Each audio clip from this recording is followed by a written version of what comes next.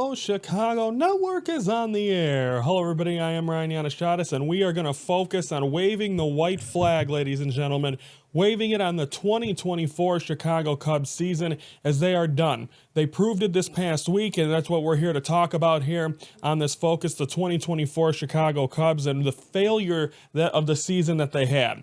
Let's first start off by, you have a chance with some of the easiest portion of your schedule to try to get back in this thing. I understand it if the other teams are winning and you're winning, but when you go out and lose 2 out of 3 to the Oakland Athletics, who the White Sox, who have the historically terrible season, beat them 2 out of 3. You lose 2 out of 3 to the Oakland Athletics. Great job. Then the Washington Nationals come in. Oh yeah, it don't matter anymore at that point.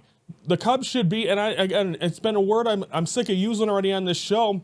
Already, this is the 4th weekend. Embarrassed. I am embarrassed about the Chicago Cubs team. Jed Hoyer, I said a lot of things last week about Chris Getz and how he should be embarrassed to be a general manager, and he probably shouldn't even do it. He don't even belong in the office. He's a joke. But guess what, Jed Hoyer? Ever since Theo Epstein, the last time the Cubs made it to the playoffs? 2020. I know 2020 is a year not a lot of people count, whether you're counting the Dodgers World Series or whatever, but I'm talking about that's the last time the Chicago Cubs made the playoffs. And guess what? Theo Epstein left right after that. This team has done absolutely nothing since then. That is embarrassing. You are the third biggest market in baseball in the country. And you're out here crying nickels and dimes and remember historic losses during COVID. And then still, you pack that ballpark 40,000 strong all year long, but you can still sit there and not be able to afford and go out and get to the big stars. Wrigley Field is an attraction. Chicago's an attraction. Anyone that has played in the city of Chicago on the north side has loved it. Don't ask Milton Bradley or Todd Hundley, but I'm telling you, they love playing there.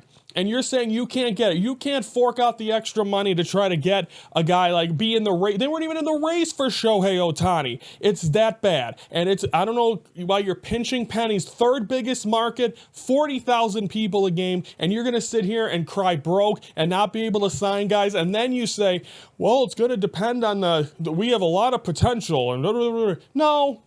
You depending on these guys, Brendan Marquez, or whatever the hell his name, or Brendan Davis, he's been out, it feels like 10 years he's been in the minor leagues. How about Ed Gordon? How about some of these guys? I know their newest draft picks recently got called up, and I'm sure I could be eating my words in a few years, but as of right now, I'm not seeing the potential in that. You have the chance to sign people. Cody Bellinger's probably going to re-sign. You should be out there. You should be in the race. You should be fighting for Juan Soto, a star. There is not a star on this team. Dansby Swanson was the last best of that crop of shortstops a few years ago. Cubs got him.